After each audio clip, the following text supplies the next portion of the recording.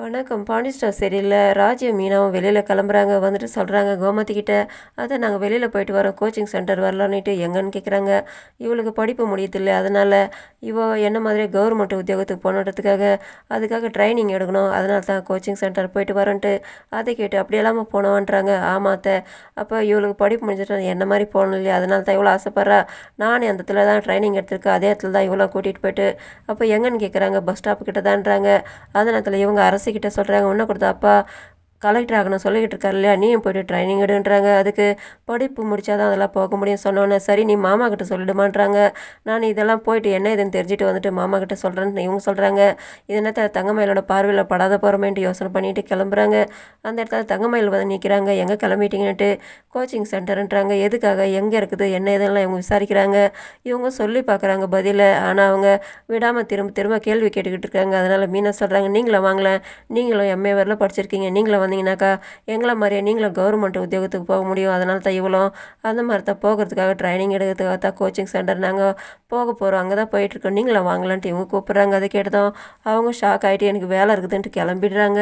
அதுக்கப்புறம் இவங்க வழியில் நடந்து வந்துக்கிட்டே சிரிச்சுக்கிட்டே வராங்க. மீனா, அக்கா அது மாதிரி வரமாட்டாங்கன்னு தெரியும், அதனால தான் நான் கூப்பிட்டேன்ட்டு. அவங்க எங்கே வந்துட்டாக்கா நான் மாட்டிக்கணுன்ட்டு நான் பயந்துட்டேன். இப்போ நம்ம யார்கிட்டையும் சொல்லாத தான் வந்திருக்கோம், நம்ம போயிட்டு வந்துட்டு மாமா கிட்ட சொல்லிக்கலாம். ஆனால் கதிர்கிட்ட நான் இப்போ சொல்லலை, அதுவும் வருத்தமாக தான் இருக்குதுன்னுட்டு. சரி போயிட்டு வந்து சொல்லிக்கலாம், ஆனால் யாரை வேணாலும் சமாளிக்கலாம், மாமா சமாளிக்கிறது தான் கஷ்டன்றாங்க. இவங்களும் வராங்க. அந்த வீட்டுக்கிட்ட வந்துட்டு மீனாவோட கூட வேலை செய்கிறவங்கக்கிட்ட பேசுகிறாங்க. 2 பசங்களுக்கு டியூஷன் சொல்லிக் கொடுக்கணும், 6ஆம் கிளாஸ் 7ஆம் கிளாஸ்ன்ட்டு உள்ளே வராங்க. அந்த பசங்க 2 பேருமே உட்கார வச்சு ராஜி கற்றுக் கொடுத்துக்கிட்டு இருக்காங்க. பசங்க சேட்டை பண்ணுறாங்க, ஃபோனை ஊற்றி பார்க்குறாங்க, சண்டை போடுறாங்க, இதெல்லாம் பண்ணிக்கிட்டு இருக்காங்க. அந்த நேரத்தில் 2 பசங்களும் சண்டை போட்டுக்கிட்டே இருக்காங்க. ராஜி ரொம்ப நேரமாக அவங்கள தடுக்க பார்க்குறாங்க. அந்த இடத்துல இவங்கள பார்த்துட்டு மீனா வந்து ஷாக் ஆகுறாங்க. இவங்க 2 பேருமே அவங்கள விலக்கி விட பார்க்குறாங்க. அந்த பசங்க 2 பேருமே சண்டை போட்டுக்கிட்டே இருக்காங்க. அதுக்கப்புறம் ஒரே கத்துறாங்க மீனா. அதுக்கப்புறம் பசங்க அமைதியாகிடுறாங்க.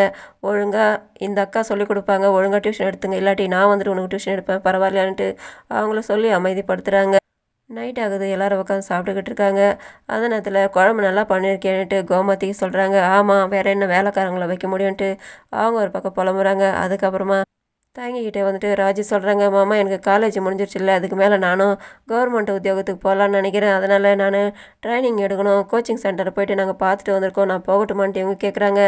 சரிம்மா, அங்கெல்லாம் போகாம நீ அப்படியே ஒன்றும் வேலைக்கு போக முடியாதான்னு கேட்கும்போது, இல்லை மாமா அப்படிலாம் போக முடியாதுன்ட்டு. அதுக்கு பணம் கட்டணுமான்ட்டு இவர் கேட்குறாரு. இல்லை மாமா ஃப்ரீ தான், ஃப்ரீயாகவே கற்றுக் கொடுக்குறாங்கன்ட்டு. அப்போது மீனாவும் சொல்கிறாங்க, நான் அங்கே தான் போயிட்டு கற்றுக்கிட்டேன், அங்கே நல்லா கற்றுக் கொடுப்பாங்க, அந்த இடத்துல தான் போயிட்டு இவ்வளோ கற்றுக்கிறதுக்காக கூட்டிகிட்டு போயிட்டு பார்த்துட்டு வந்துன்றாங்க.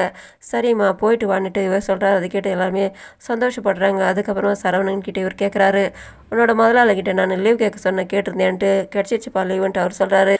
செந்தில், கதிர் எல்லாருமே அவங்களோட ஒய்ஃபுங்களை கூட்டிகிட்டு அண்ணன் கூட நீங்கள் 3 பேருமே எல்லாருமே ஹனிமூனுக்கு போயிட்டு வாங்கன்னு சொல்கிறாங்க. அதை கேட்டதான் தங்கமயில் ஷாக்காக வராங்க. இவங்கள மட்டும் தனியாக அனுப்பி வைப்பாங்கன்ட்டு அவங்க ஆசைப்பட்டாங்க. பார்த்தா இவங்க எல்லாருமே கூட அனுப்புகிறாங்களான்ட்டு அவங்க ஷாக்காக வராங்க. இன்னொரு பக்கம் ராஜும் கதிரும் மொழிகிறாங்க. இதோட முடியுது. நன்றி, வணக்கம்.